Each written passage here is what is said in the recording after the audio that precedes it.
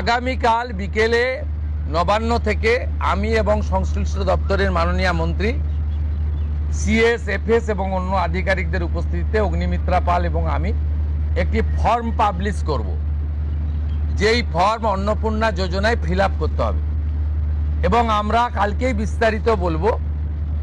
কারণ এনরোলমেন্ট যখন যত তাড়াতাড়ি করবেন তত বেনিফিট আমরা দিতে পারবো। আমাদের অন্নপূর্ণা যোজনার প্রক্রিয়াটা শুরু হয়ে যাবে কাল থেকে।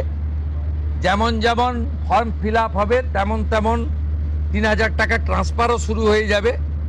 আর যতক্ষণ না ৩,০০০ টাকা ট্রান্সফার হচ্ছে, স্বাস্থ্যসাথী যেমন কন্টিনিউ রাখা হয়েছে আয়ুষ্মান ভারত কনভার্ট না হওয়া পর্যন্ত, এখানে আপনার লক্ষ্মী ভাণ্ডারকেও কন্টিনিউ করা হবে।